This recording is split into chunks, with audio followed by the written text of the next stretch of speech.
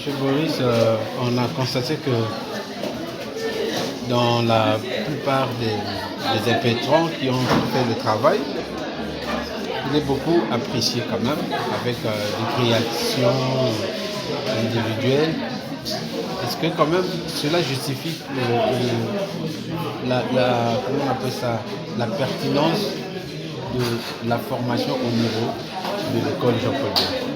Oui, nous essayons, comme vous le constatez, de mettre un accent particulier sur les programmes et de se mettre aussi au standard international et national.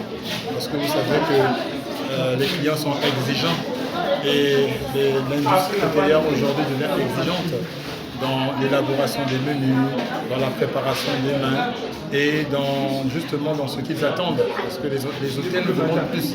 Ils veulent avoir des futurs cadres qualifiés. Ils veulent avoir une bonne relève demain. Et pour avoir la bonne relève, il faudrait justement que nous puissions à l'école, que nous puissions mettre un accent particulier sur les compétences, sur la formation qualifiante et sur la formation pratique. Et essayer d'ajouter un plus à cette formation-là de la théorie qui va permettre justement de lier les uns et les autres du contenu de la formation. Alors aujourd'hui, ça a été une évaluation où les enfants étaient un peu mis en défi, mais à quand la cérémonie de remise des diplômes? Parce qu'il faut bien qu'ils aient leur diplôme aussi. Mais aujourd'hui, c'était les examens de fin de formation, comme a dit le plein du jury. Donc certains ont fait 2 ans, d'autres ont fait 1 année. Donc aujourd'hui, c'est la première phase justement des évaluations. Donc c'est ça, on a fait les évaluations pratiques, comme on fait le BET, un pratique et un BET théorique. Donc nous, on a fait les évaluations pratiques. Et les évaluations théoriques auront lieu le 18 juin. Et avec vous, nous allons nous revoir le 6 juillet au Centre culturel Zola pour la remise des diplômes. Donc pour l'instant là, les impétrants, je pense que vont reprendre leurs activités mardi. Ils vont reprendre avec l'école pour préparer justement la phase théorique.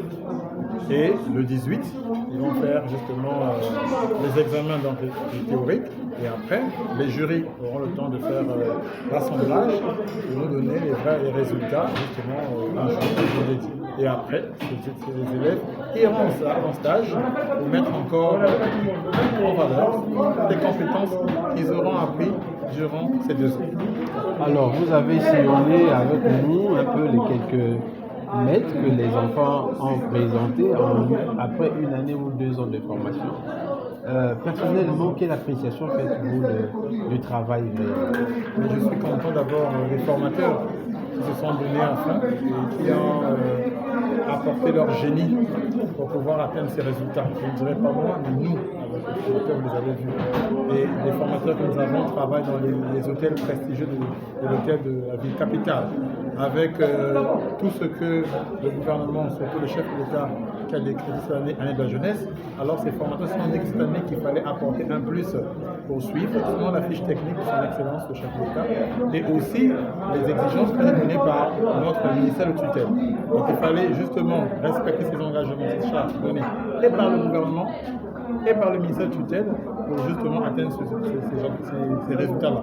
Et vous jugerez avec moi, parce que la DRTV nous accompagne toujours, parce que grâce aussi à la DRTV que nous sommes là, donc je remercie Madame la directrice et toute son équipe, et vous qui êtes devant moi, et ceux qui vont faire aussi le montage, qui ont relevé l'information, que grâce à vous aussi, la cuisine et la gastronomie est en train de monter. Donc, vous avez vu que la dernière fois, vous étiez avec nous, que ça crépitait un peu. Cette année, on monte. Donc, je pense qu'ensemble, vous, nous, et les partenaires et les formateurs, nous allons apporter un plus pour que les élèves montrent le génie que nous venons de voir. Merci beaucoup. Merci.